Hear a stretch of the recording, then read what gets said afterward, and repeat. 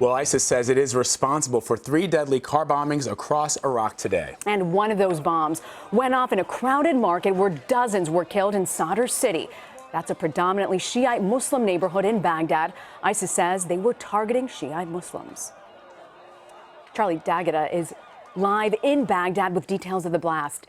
Charlie, ISIS says that it's behind all 3 of the bombings. Who were they targeting?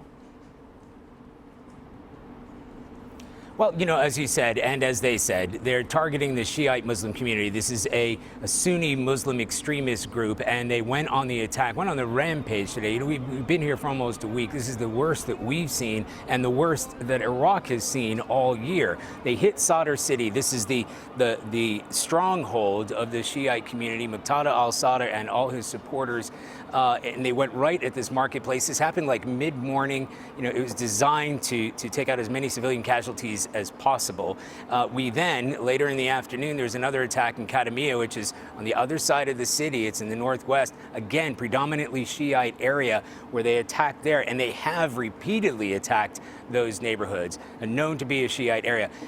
Just this evening, we've just come back, as a matter of fact, from western Baghdad. Now, this is a Sunni area, easier for us to get to for that reason, and they were still washing down the street.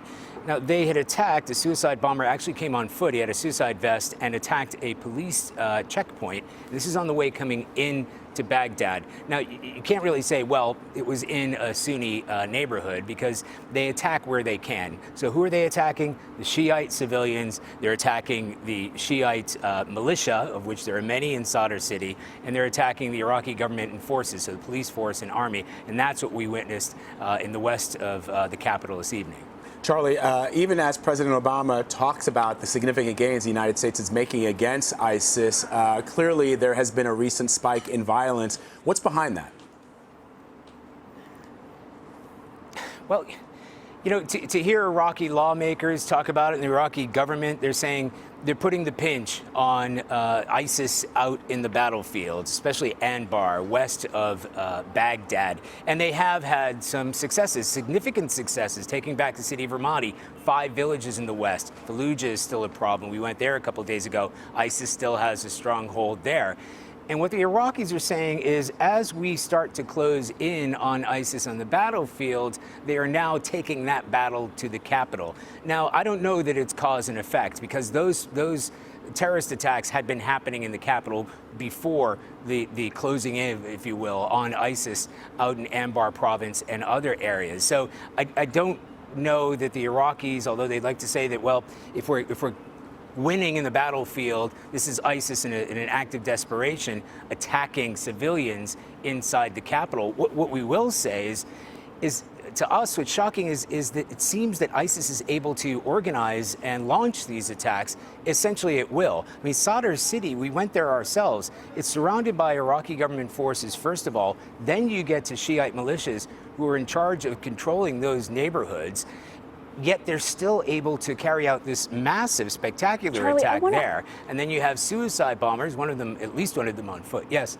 Sorry to interrupt you there, Charlie, but I was just curious. The uptick of suicide bombing seemed to indicate on some level. Do you believe that maybe their military might, ISIS's military might, is waning, and that's why they're launching these increased number of suicide attacks? It could be that. They certainly are suffering on the battlefield, and they are losing territory, although they're amplifying the amount of territory that the Iraqi government is gaining over ISIS. But what we haven't seen, you can't just say, well, if they're crushing down ISIS in Anbar, there's going to be a spike in terrorist attacks in the capital. It's not that linear. It is a show of force, and I think it is a reminder that ISIS, although they may be pinned down in those areas, they're still able to launch these spectacular attacks in Baghdad. And I think one of the questions here, I mean, tonight there's really been a change in the temperature. There's a sense, after you see what's happened here, so many civilians getting killed, and not only happening in Sadr City, but then happening in another part of the capital, and then another part of the capital. The Iraqis are wondering what can be done to stop ISIS from attacking here. So it's not a spike that's happened in the capital since the taking over territory in the field. But when that happens, we do see that ISIS can perform these spectacular attacks in the capital itself. Charlie D'Agata reporting live for us in Baghdad. Charlie, thank you.